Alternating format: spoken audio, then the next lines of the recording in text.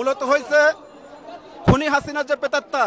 রুহুল আমিন সাহেব, উনি আয়সা। দর্শক, আমরা এই মুহূর্তে রয়েছি বাইতুল মুকাররমে এবং দেখতে পাচ্ছি যে মুসল্লিরা নামাজ আদায় না করেই বাইতুল মুকাররম মসজিদ থেকে বের হয়ে যাচ্ছেন এবং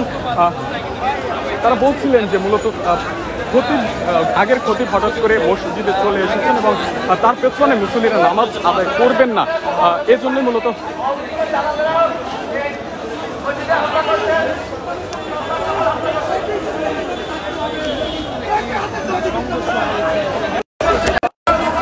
দর্শক, আমরা রয়েছি বাইতুল মুকাররমে এবং এখানে মুসল্লিরা আজকে নামাজ আদায় না করে আমরা দেখতে পাচ্ছি যে মসজিদ থেকে বের হয়ে গিয়েছেন এবং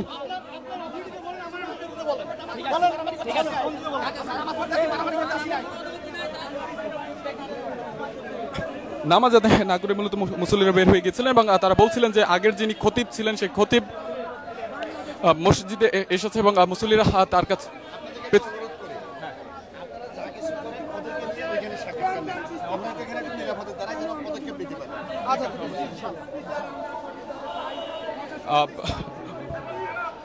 যেমনটি শুনছিলেন যে মূলত আগের যিনি খতিব ছিলেন তিনি মসজিদে এসেছেন এবং তার পেছনে মূলত কেউ নামাজ আদায় করবেন না, এজন্য কিন্তু মুসল্লিরা প্রতিবাদ জানিয়েছেন এবং নামাজ আদায় না করে কিন্তু আমরা দেখতে পাচ্ছি ইতিমধ্যে বাইতুল মুকাররমের ভেতর থেকে কিন্তু মুসল্লিরা বের হয়ে এসেছেন। আচ্ছা, মূলত কি হয়েছে? কথা বলেন, কি হয়েছে? মূলত হয়েছে খুনি হাসিনার যে প্রেতাত্মা রুহুল আমিন সাহেব, উনি আয়সা, উনি গোপালগঞ্জ